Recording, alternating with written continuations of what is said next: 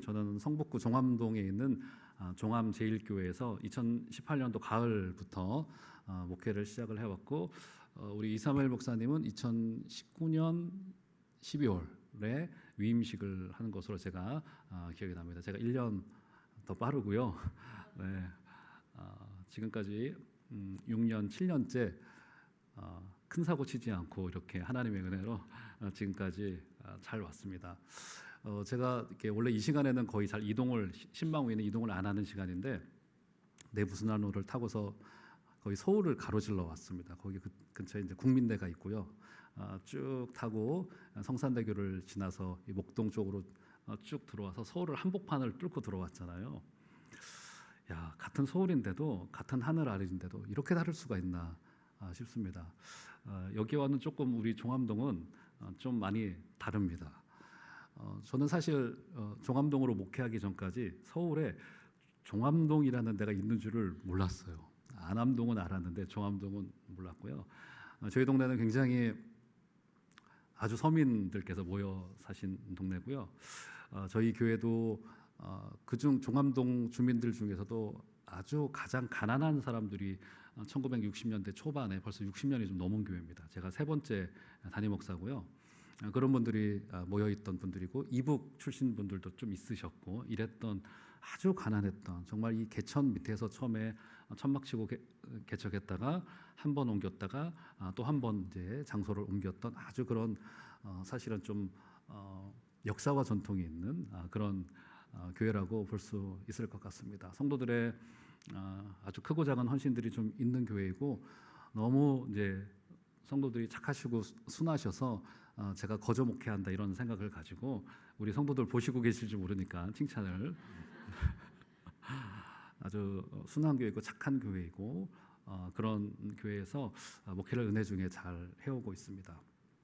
코로나 기간 3년이 이제 가장 저에게는 좀 기억에 많았던 어려움이었고요. 그리고 제가 부임했던 그 첫 해에 우리 여기 사모님하고 저희 아내하고도 조금 친분이 좀 있는데, 첫 해에 한 제가 6, 7개월을 이제 첫 부임을 했으니까 정신없이 달려가잖아요. 신방도 하고, 장로님들하고 회의도 하고, 또 여러 성도님들도 만나고 그러면서 이제 교회에 익숙해지기 위해서 한 7개월을 정신없이 제가 그냥 이렇게 막 달려갔어요. 그때는 정말 정신없었던 거, 지금보다 6년 전이니까 좀 더 젊었고, 막 정신없이 보내던 중에 제 마음속에 어떤 생각이 들었냐면, 배운 게 제자 훈련이고 소그룹도 해야 되겠고, 좀 이런 좀 뭔가를 해야 되겠다는 좀 그 40대 담임 목사로서의 그 욕심이 딱 찾아오더라고요. 해야 되겠다. 이건 하나님 뜻인 것 같다. 이런 생각이 딱 찾아 들어왔습니다. 좀 욕심이죠. 교회도 좀 뭔가 좀 이런 식으로 생각을 했습니다. 봄쯤 돼서부터, 부임한 지 한 6, 7개월 됐을 때인가요? 봄쯤 돼서부터 저희 아내가 자꾸 병원에를 왔다 갔다 해요. 그래서 저는 솔직히 병원에 왔다 갔다 할 때, 제가 아마 이사무엘 목사님은 조금 동행하셨을 텐데, 저는 병원에 같이 안 갔습니다. 그때 알아서 잘 갔다 와 이렇게 하고 격려해서 병원 보내고 그랬죠. 그랬더니 어느 날은 눈을 부릅뜨더니 저한테 오늘은 나랑 꼭 같이 가줘야 되겠어 그러더라고요. 그 정도 안 가면 이제 저는 집에서 쫓겨나는 거죠. 그래서 이거는 꼭 가야 되겠다는 딱 생각이 들더라고요. 아내가 굉장히 심각한 얼굴로 같이 병원 좀 가자 그러더라고요. 그래서 같이 병원을 동행을 했죠. 그랬더니 저는 그때까지도 아니야 절대 아니야, 걱정하지 마 절대 아니야, 다 그런 일이 다 있는 거야, 이렇게 이야기하고 말았죠. 근데 병원에 갔더니 저는 이렇게 대기실에 밖에 앉아 있는데, 아내가 의사를 만나고 나오는 그 얼굴을 제가 지금도 잘 잊지를 못합니다. 너무 미안한 마음도 있고, 저한테 혼잣말로 이렇게 말소리를 내지 않고 입으로 이제 저한테 말하는 거죠.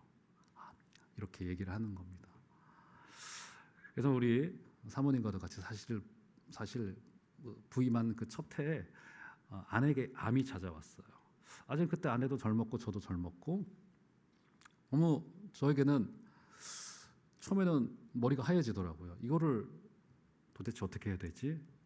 교회는 어떻게 이야기를 해야 되고, 그리고 장로님들한테는 또 성도님들 앞에는 어떻게 이야기를 해야 되지? 이런 생각이 저희 버뜩 찾아 들어왔습니다. 안에 뭐 고치는 거는 요즘 뭐 기술이 좋으니까 잘 고치겠지 이런 생각도 하면서도 제가 성도님들의 입장에 대해서 생각을 해봤습니다. 얼마나 기가 막히실까 이런 생각도 됐고, 그러면서 제가 이제 수술할 때까지가 한 3주 한 달 정도의 시간이 있었는데, 저는 이제 고려대학병원 바로 옆에 있으니까 그때까지 교회 누구에게도 얘기를 못했습니다. 이거를 어떻게 해야 될지 모르겠고 누구한테 상의를 할 수도 없고, 그래서 이제 이야기를 해야만 되는 주일 직전에 이제 그 다음 주가 되면 수술을 하고 교회를 몇 주를 못 나오기 때문에 그 토요일 밤에 혼자서 목양실에 고민하는 밤을 보내다가 저와 이사무엘 목사의 스승이 되시는 송 목사님, 송태근 목사님께 전화를 드렸습니다. 목사님 사실 이만저만하게 됐고 내일 교회 앞에 좀 이야기를 이제 해야 되는데 뭐 어떻게 해야 될지 모르겠습니다. 이렇게 이야기를 했더니 뭘 하긴 뭘 어떻게 그냥 얘기하고 잘 치료받아. 나도 기도할게 하고 그냥 담담하게 격려를 좀 해주셨던 생각이 듭니다. 그리고는 치료를 잘해서 지금은 거의 이제 5년 이상 지났기 때문에 다시 재발하지 않고 가끔가다 이제 6개월에 한 번씩 병원을 가는데 과거보다 훨씬 더 건강해져가지고 지금은 식단도 조절하고 다이어트도 좀 하고 해서 더 건강해졌지만, 그때 저에게 들었던 생각은 뭐냐면 조금 지나고 나니까 당연히 사람이니까 도대체 왜? 이 생각이 버뜩 찾아 들어왔어요. 아니 왜 하나님이 열심히 하려고 했는데 이제 그 일이 있고 불과 또 몇 개월 한 6, 7개월 뒤에 이제 코로나19가 찾아 들어오면서 그게 저희한테는 겹친 거예요. 그러면서 저한테는 도대체 왜? 이 질문이 저에게는 가장 크게 들어왔습니다.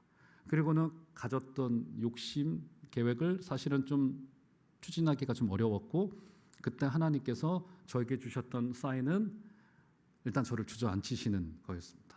일단 그건 아니야. 뭐 이유는 모르겠어요.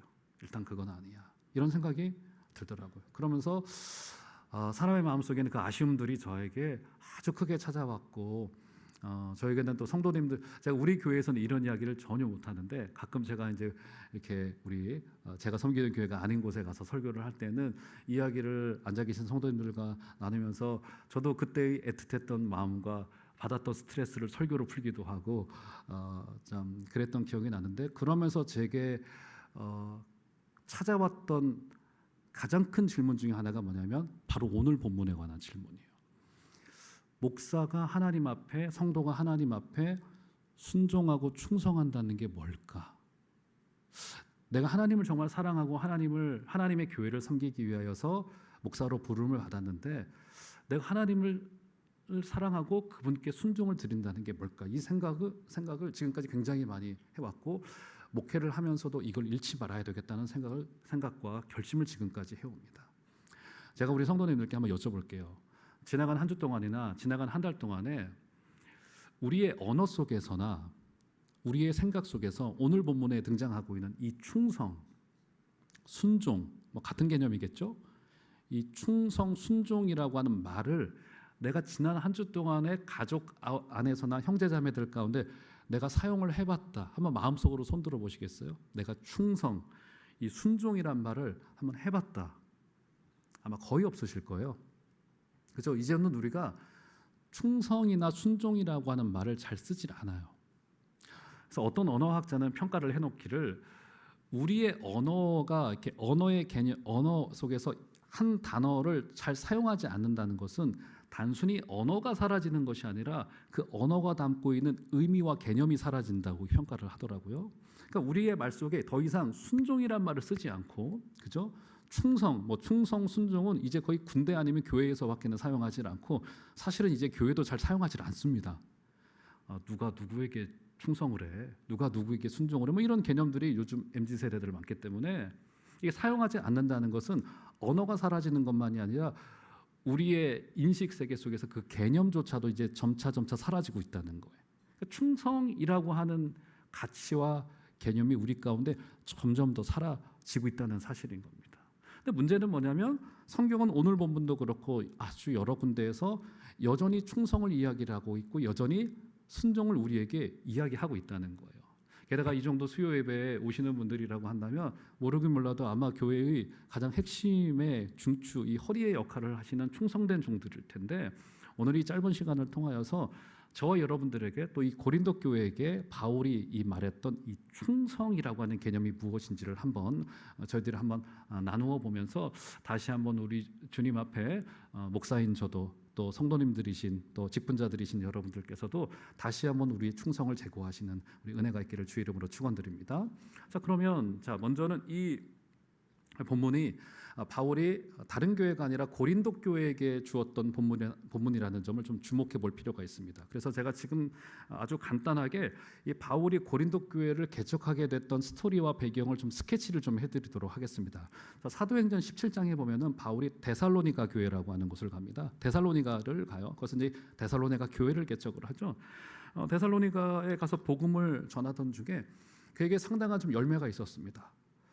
그 지역에 이방인 귀부인들이 예수 앞으로 돌아오기도 하고 회심하기도 하는 역사가 있었다고 알려지고 있습니다. 근데 그때 어떤 일이 있었죠?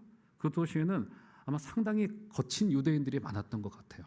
그래서 유대교를 신봉하고 있었던 유대인들이 종교 깡패를 동원해서 바울을 린치하고 바울의 동역자였던 야손을 린치하여서 바울이 야반 도주하듯이 데살로니가를 떠날 수밖에 없었습니다. 그래서 그가 도착했던 도시가 어떤 곳이냐면 어쩔 수 없이 도착했던 곳이 바로 베레아라고 하는 곳이었었어요. 베레아. 자, 베레아에서는 바울의 사역이 나쁘지가 않았습니다. 왜냐하면 베레아 사람들이 꽤나 굉장히 호의적이었습니다. 성경이 어떻게 기록해 놓고 있냐면 데살로니가 사람들보다 더 너그러워서 간절한 마음으로 하나님의 말씀을 받았다고 합니다. 우리 사랑하는 창일교회 성도 여러분, 너그러운 마음을 가지시고 우리 하나님의 말씀을 받아주시는 여러분들 되시기를 주의 이름으로 축원드립니다. 목사는요, 우리 성도님들 특별히 강단에 설 때는 우리 성도님들의 아멘을 먹고 살고요, 여러분들의 격려를 먹고 삽니다. 여기 한 40-50분 앉아 계신 것 같은데 만약에 여러분들이 여기 앉아 계신 여러분들이 전부 다 아멘하면 저는 아마 여기서 춤출 수도 있을 것 같아요. 아멘. 두 분이 안 하셨기 때문에 춤추지는 않도록 하겠습니다. 이 데살로니가보다 베레아 사람들은 너그러워서 하나님의 말씀을 아주 간절하게 받았다고 합니다. 꽤나 호의적이었었어요. 얼마나 바울의 마음이 격려를 받았겠습니까? 그죠? 몇몇은 성경을 깊이 묵상하는 훈련까지 갖고 거기서 사색이 있고 묵상이 있고 깊이 들어가는 일들까지 있었던 것 같아요. 그죠? 이방의 고위계층도 돌아오는 역사가 있었다고 합니다. 바울이 얼마나 보람됐고 얼마나 좀 격려를 받고 위로를 받았겠어요. 근데 거기서도 문제가 생기죠. 데살로니가의 그 건달들이 베레아로까지 바울을 잡아 죽이려고 찾아옵니다. 큰일이 벌어진 거죠. 그죠? 바울을 잡아 죽이려고 찾아오자 그때 회방을 놓고 바울은 데살로니가와 똑같이 베레아에서도 야반 도주하듯이 베레아를 떠날 수밖에 없게 됩니다. 이 베레아에서 벌어졌던 일이었어요. 그리고 도착했던 곳이 바로 아덴이라고 하는 곳입니다. 아덴이 지금의 지명으로 뭐죠, 여러분? 아테네예요. 아테네라고 하는 곳에 도착했고요. 그곳은 성경 속에서 아마도 가장 우상 숭배가 집중됐던 곳이고 철학의 본산이라고도 이야기를 할 수 있겠고, 그래서 우상 숭배와 이 헬라 철학이 결합이 되면서 거기에는 수많은 철학자들을 배출하기도 했지만 복음을 전하기에는 용이하지는 않은 곳이었습니다. 근데 바울이 거기에서 도착하고 났더니 오히려 더 좋았던 거예요. 바울이 가지고 있었던 그 논리적인 설교, 논리적인 복음 전도가 빛을 발할 수 있는 굉장히 괜찮은 곳이었단 말이에요. 여기서 그 유명한 바울의 아레오바고에서의 그 설교가 등장을 합니다. 바울이 굉장히 힘있게 복음을 전했고 굉장히 논리적인 복음을 전했단 말이에요. 그래서 바울의 마음속에 사역을 하다가 보니까 느낌이 좀 좋은 거예요. 좀 잘 되겠구나. 저도 이제 부교육자 생활을 길게 해왔는데 몇 군데 교회를 거쳐서 다니게 됐는데 어떤 교회에서 어떤 사역을 하다 보면은 이거 잘 되겠구나 싶은 때가 있습니다. 이거 정말 잘 되겠다. 이거 내 달란트와도 딱 들어맞고 이거 잘 되겠다 싶은 이 이거는 좀 느낌이 좋을 때가 있단 말이에요. 아마 바울이 딱 그랬을 것 같아요. 아덴에 갔더니 기분이 좋은 거예요. 내 달란트와 내 장점을 전부 다 잘 활용할 수 있는 그런 곳이 바로 아덴이었단 말이에요. 바울의 아덴에서의 사역이 딱 그랬습니다. 설교하고 전도할 때는 분위기가 너무 좋았어요. 사람들이 내 설교를 들어주네, 반응을 해주네, 이런 느낌이 좀 있었단 말이에요. 근데 문제는 결과이고 열매였었습니다. 결과가 시원찮았습니다. 성경을 보면요, 어떤 사람들은 조롱했다고 하고요, 어떤 사람들은 나중에 듣겠다고 했습니다. 여러분 다 아시죠? 저 한 달 뒤에 교회 올게요 하는 사람 교회 옵니까 안 옵니까? 전도 축제 해보면 안 옵니다. 여러분 복음은 바로바로 반응하는 거기 때문에 이번 주에 와야 돼요. 근데 바울이 복음을 전하고 났더니 베레아에서의 반응이 그랬어요. 나중에 올게, 나중에 들을게, 그리고는 안 오는 거예요. 바울이 거기서도 실패하고 만 거예요. 그리고는 바울은 아덴을 떠나고 결국 사역의 실패를 데살로니가, 아덴, 베레아 등에서 겪으면서 결국 그가 도착한 곳이 사도행전 18장의 오늘 본문의 바로 고린도라고 하는 지역이에요. 고린도에 도착을 했습니다. 고린도에 도착한 것은요, 계획이 있었던 것은 아니었고요, 일종의 도피였고요, 실패의 결과였습니다. 마침 고린도에 그가 홀로 도착했던 것 같아요. 자기가 홀로 계획을 세워서 여기에 가서 복음을 전해야 되겠다라고 하는 생각을 가지고 온 것이 아니라 밀려서 데살로니가와 베레아와 아덴에서의 세 번의 사역의 실패를, 교회를 개척을 데살로니가에서는 했지만 베레아와 아덴에서는 교회 개척도 하지 못하고 도착했던 것이 바로 이 고린도라고 하는 곳이었습니다. 고린도에 가서 바울이 무엇을 했습니까? 처음에 바로 목회를 시작했던 것이 아니죠. 처음에 뭘 했죠? 거기서 천막 깁는 손재주가 있다 보니까 강가에서 천막 깁는 일을 하기 시작을 했습니다. 여러분 바울이 이걸 왜 했겠어요? 왜 했겠습니까? 더 이상 목회를 할 에너지와 동력이 생기질 않았었습니다. 바울에게도 이런 쉼과 이 휴지의 기간이 필요했었어요. 그러니까 일부러 이것을 찾은 것은 아니었지만 바울이 어쩔 수 없이 천막 깁는 일을 하면서 그도 잠시 그의 설교를 내려놓고 목회를 내려놓으면서 하나님이 자신을 향한 뜻이 무엇일까를 다시 한번 되돌아보는 짧았지만 그 기간을 바울이 몇 개월 동안이나마 그 고린도 지역에 처음에 도착했을 때 바로 사역을 하지 않고 천막 깁는 일을 하면서 그가 쉼의 시간을 가졌던 거예요. 그러면서 그가 거기서 누구를 만나죠? 브리스길라와 아굴라를 거기서 만나게 됩니다. 근데 브리스길라와 아굴라도 어떻게 고린도로 흘러 들어온 거예요? 그가 원래는 로마 시내에 살았었죠. 근데 글라우디오 황제 때 로마 황제가 로마 시내에 살고 있는 모든 유대인 출신 기독교인들은 전부 다 로마 시내를 떠나시오. 지금으로 말하는 계엄령이 내려진 겁니다. 전부 다 떠나시오 해서 가산을 전부 다 두고 급하게 그도 야반 도주하듯이 떠나와서 정착할 수밖에 없었던 곳이 국제도시로 알려졌던 바로 고린도라고 하는 곳이었고, 거기서 아주 우연찮게, 우연은 아니죠, 하나님의 섭리죠, 하나님의 뜻에 따라서 바울을 만나게 됐더니 셋이 앉아서 보니까 셋이 재주가 같아요. 그게 뭐냐면 천막 깁는 일이에요. 천막 깁는 일. 천막 깁는 일을 하면서 그들이 셋이 두런두런 앉아서 천막 깁는 일을 하면서 셋이 뭘 했겠습니까? 제가 살고 있는 그 종암동에는요, 여러분 동대문에 보면은 이렇게 옷을 만들어서 납품하는 분들이 많이 살고 계신 곳이 창신동이시잖아요. 이 종암동도 고려상사라고 지금도 남아 있습니다. 저희 성도들 중에서도 지금도 아주 소수 그 일을 하시는 분들이 계시고, 6년 전에는 한 4-5가정 이상 옷을 이렇게 만들어서 동대문으로 납품하는 분들이 계셨어요. 거기 고려상사라고, 그러니까 아주 서민 동네이셨던 거예요. 근데 제가 거기도 사업체를 신방을 갔었는데 이 재봉틀 기계가 이렇게 길게 쭉 있습니다. 아주 허름한 곳에 지금도 남아 있습니다. 쭉 있어요. 그래서 양쪽으로 둘러 앉으셔가지고 거기서 재봉틀질을 하시는 거예요. 그래서 지금도 가끔 저나 아내한테 옷을 직접 만들어서 선물을 해주세요. 근데 너무 잘 만드세요. 직접 손으로 만든 이 재주를 가지고, 그러니까 예전에 이 일을 하셨던 분들이 좀 계시는 거예요. 근데 이 일을 하기 위해서는 새벽부터 저녁까지 계속 앉아서 재봉틀질을 해야 되는 거예요. 둘이 앉아서 계속 재봉틀질을 하다 보니까 둘이 인생도 나누고 거기서 믿음도 나누고, 그리고 거기서 전도를 해서 데리고 오신 분들이 상당히 많았고, 저희 교인들 중에서는 과거에는 한 3분의 1 정도가 그 일을 하셨던 분들, 거의 한 100여 명 이상이 그 일을 하셨던 분들인데, 지금은 이제 일을 이제 많이는 안 하시죠. 근데 이 일을 하다가 전도돼서 오신 분들이 꽤 되세요. 그죠? 왜요? 앉아 있다 보니까 시간을 많이 보내야 되는 거라 이게. 앉아서 당신은 어떻게 여기 고린도까지 왔어? 어떤 슬픔이 있어?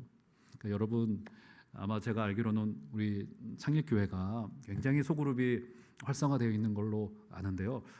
서울에 있는 교회들뿐만이 아니라 전국에 있는 교회들 중에서 이제 소그룹이 역동적으로 흘러가는 교회들은 많이 없습니다.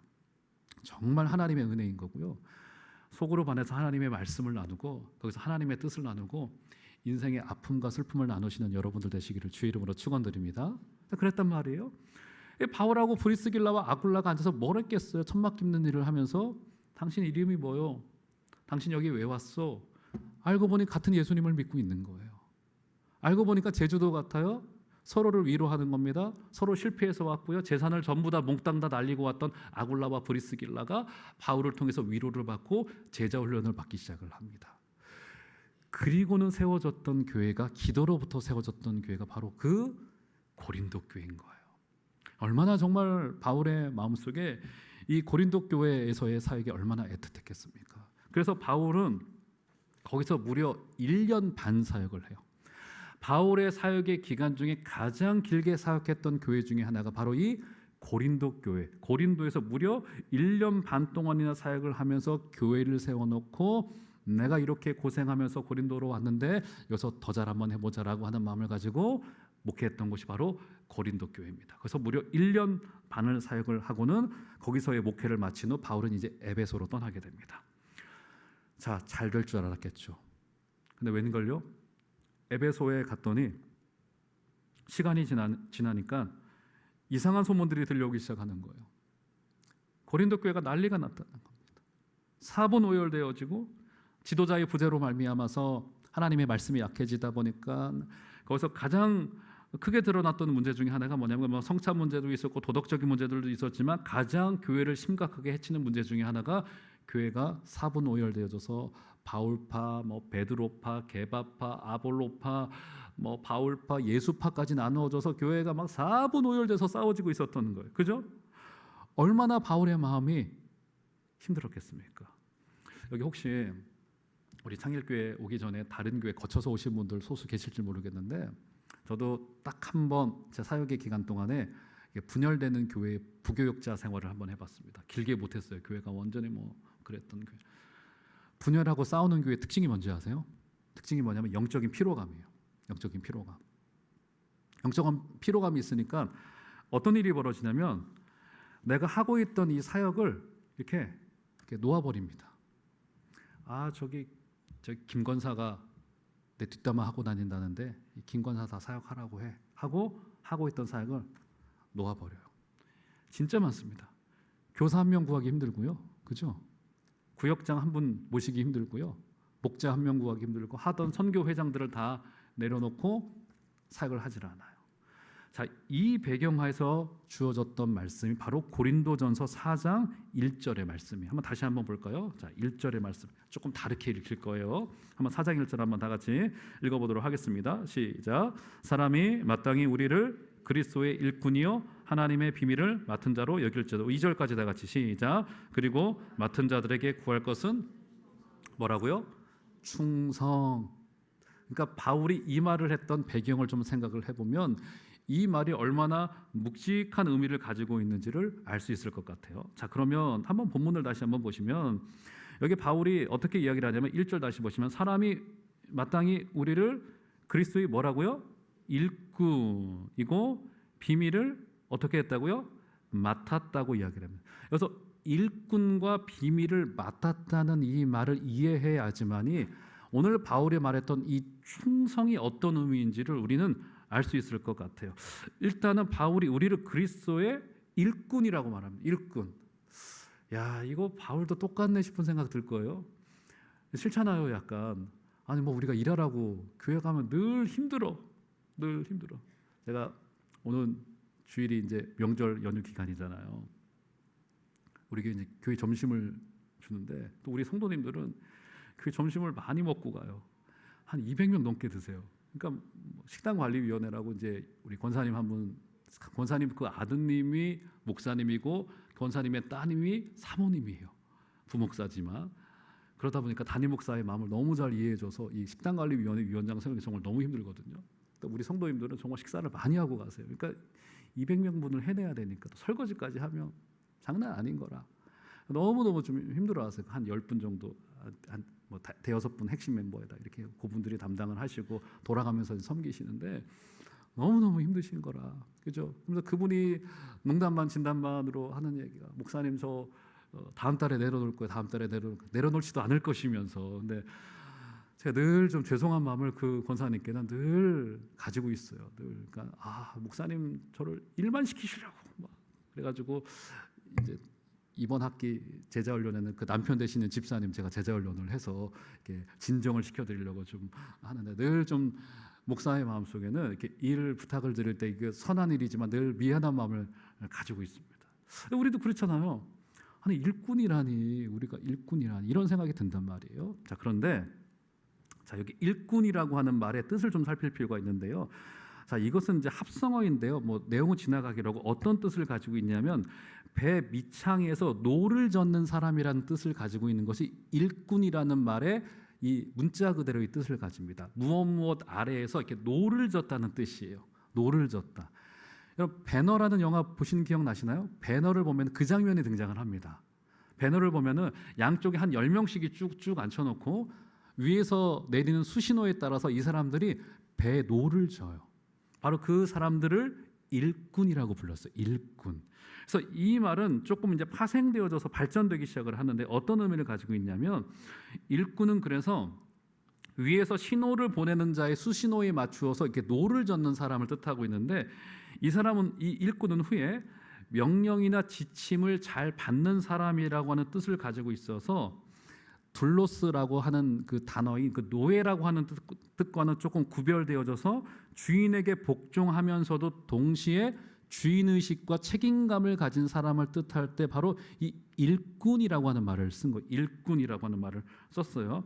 말하자면 군주의 저택을 담당하는 집사라고 불렀던 사람들 있죠. 바로 그 사람들 정도를 뜻하는 단어로 발전되어진 것이 여기 일꾼이라. 그러니까 뭔가 주인의식을 가지고 주인만큼의 생각을 가지고 책임감을 가진 사람이 바로 이 일꾼이라고 하는 뜻인데요. 예를 들어 드리면 가장 좋은 예가 누구냐면 바로 뭐 그 영화 안 보셨을 수도 있는데 배트맨이라고 하는 영화를 보면 배트맨보다 더 배트맨스러운 사람이 한 사람이 등장하는데 그게 누굽니까? 그 저택을 지키고 있는 알프레드라고 하는 그 집사예요. 그 역을 연기했던 배우가 마이클 케인이라고 하는 영국 배우인데 그분은 한국 전쟁에도 참전하셨던 분이신데 그 영화를 보면은 배트맨보다 훨씬 더 지혜롭고 배트맨을 뒤에서 보좌하는 사람인데 그런 정도의 사람이 여기 일꾼이라고 하는 뜻을 가지고 있는 거예요. 자, 그래서 이것을 또 다른 말로 자 1절 다시 보시면 자 보실까? 1절 보시면 사람이 마땅히 우리를 그리스도 일꾼이요 그다음 하나님의 비밀을 어떻게 했다고요? 맡았대요. 오늘 설교의 제목입니다. 하나님의 비밀을 맡은 자라고 다시 일꾼을 설명하여 줍니다. 이 맡았다라고는 이 헬라 말이 청지기라고 하는 말이라고도 번역을 할 수가 있습니다. 맡은 자 여기 본문에서는 그러니까 주인의 보물 전체를 재산 전체를 맡아서 관리하는 자라고 하는 의미로서 바로 이 맡은 자라고 하는 뜻이에요.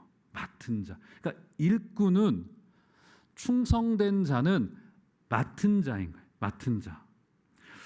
우리는 이제야 비로소 이 충성에 대한 이해에 다다를 수 있습니다. 왜 목사가 충성해야 되죠? 충성이 상당히 고리타분한 이야기잖아요. 순종은 이제 거의 우리의 언어 속에서 개념이 사라지고 있습니다. 굉장히 고리타분 이야기가 되고 말았고요. 이제 군에서나 이제 종교 집단에서밖에는 충성이나 순종이라고 하는 말을 거의 쓰질 않아요. 제가 다시 한번 여쭤볼게요. 분명히 충성과 순종은 우리에게 필요한데 우리가 왜 충성하는 겁니까? 왜요? 만약에 종암제일교회 담임 목사의 제 직분이 제가 이렇게 한번 여쭤볼게요.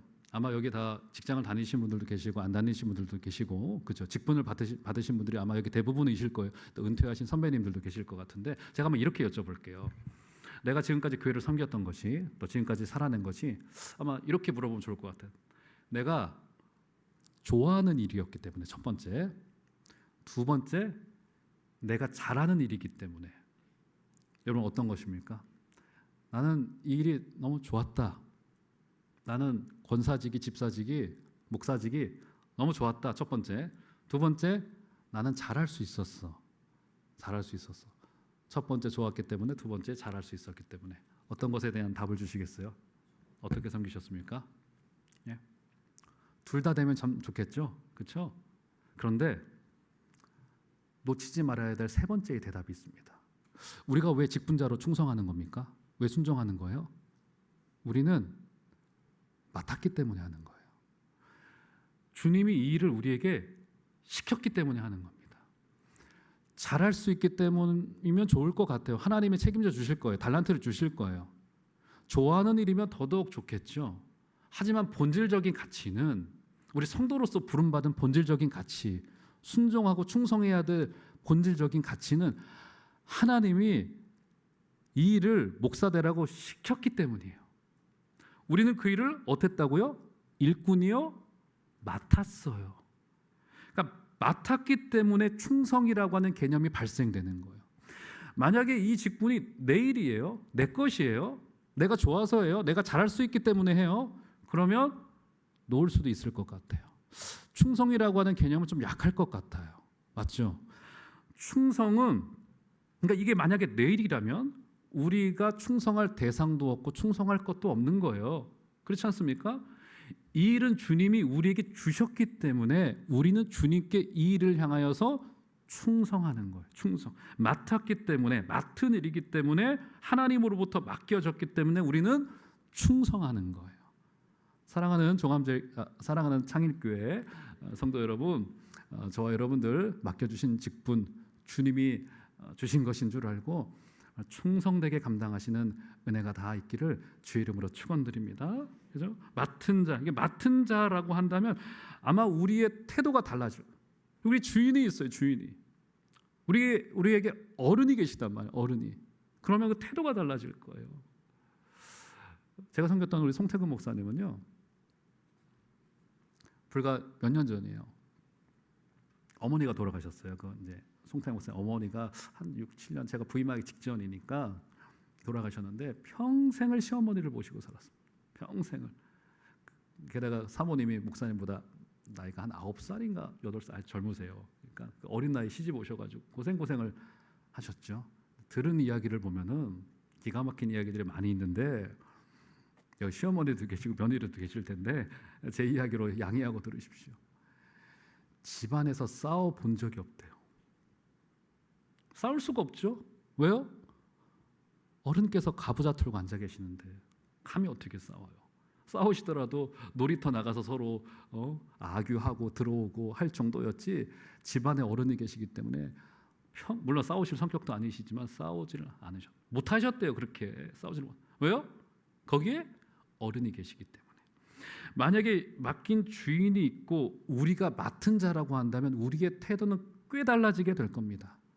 사랑하는 창일교회 귀하신 직분자 여러분, 우리 주님께 충성하여 주시기를 부탁을 드리겠고, 리모델링에서 너무 아름다운 이 교회에 우리 하나님께서 너무 좋은 일을 많이 해주실 텐데 아마 저와 여러분들의 작은 순종과 작은 충성을 우리 주님께서는 너무 기쁘게 받으실 것이고, 우리의 작은 충성과 작은 순종이 하나님의 큰 일을 이루시게 될 것을 믿으시는 은혜가 있기를 주의 이름으로 축원드립니다. 자, 그러면 말씀에 한번 결론으로 가봅시다. 자, 왜 충성인가? 어떻게 충성이 가능한가? 충성은 맡았기 때문에 가능하다라고 이야기를 하는데요. 자, 그런데 직분이나 사명은 그럼에도 불구하고 충성은 언제나 부담이 됩니다. 교회에서의 직분도 섬기는 자리도 언제나 부담이고요.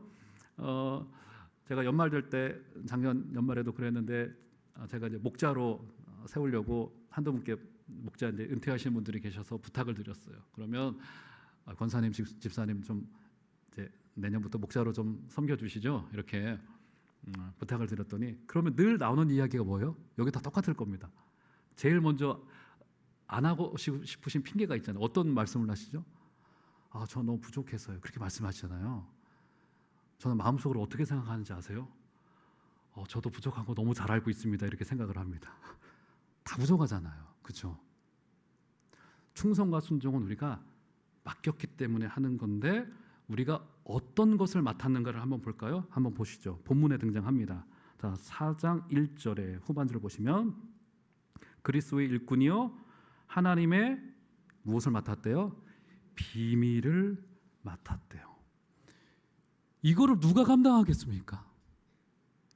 누구도 자신의 달란트로 자신의 능력으로 하나님의 비밀을 어떻게 감당해요? 감당할 수 없어요. 그렇죠? 자, 일단 여기 비밀이라고 하는 것이 어떤 뜻이냐? 미스테리온이라고 하는 말인데요.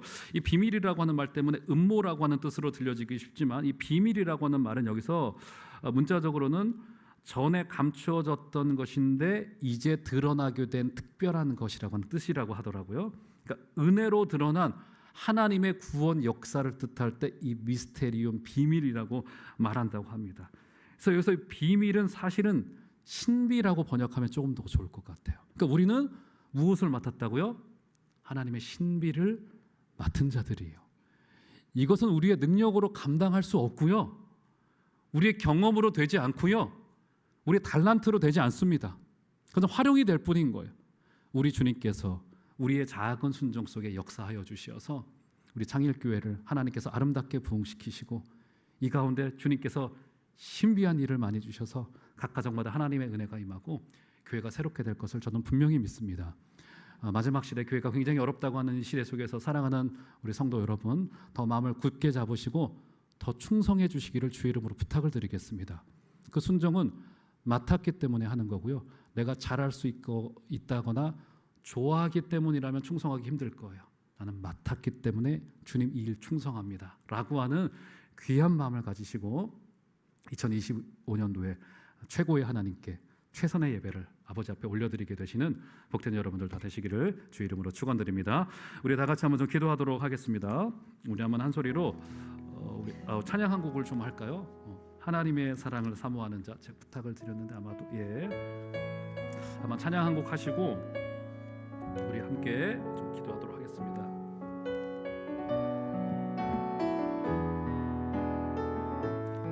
하나님의 사랑을 사모하는 자, 하나님의 사랑을 사모하는 자, 하나님의 평안을 바라보는 자, 너의 모든 것 창조하신 우리 주님이 너를 얼마나 사랑하시는지 하나님께 찬양과 경배하는 자, 하나님의 허심을 닮아가는 자, 너의 모든 것 창조하신 우리 주님이 너를 자녀 삼으. 우리 믿음으로 고백합니다. 하나님 사랑의 눈으로, 하나님 사랑의 눈으로 너를 어느 때나 바라보시고 하나님 인자한 귀로서 언제나 너에게 기울이시니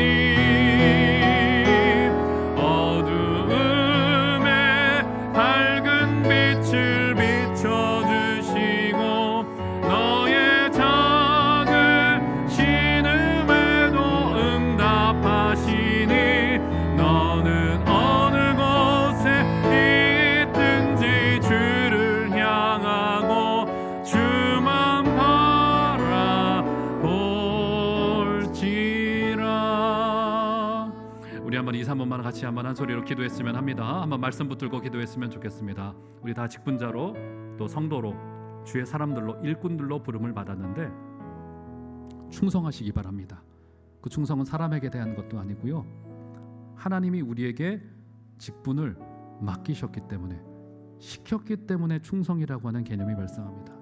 내가 잘할 수 있다거나 내가 좋아하는 일이라면 충성할 필요 없어요. 좋아서 하면 되고요. 잘할 수 있기 때문에 하는 겁니다. 우리는 맡았기 때문에 순종하고 충성하는 건데 아버지 이 창일교회에서 하나님의 놀라운 부흥의 역사가 있게 도와주시고 우리의 작은 순종을 통하여서 하나님 나라의 큰 일이 일어날 수 있도록 주님 역사하여 주시옵소서라고 다 같이 한번 2, 3분만 간절하게 한번 말씀 붙들고 우리 한번 한 소리로 기도하도록 하겠습니다.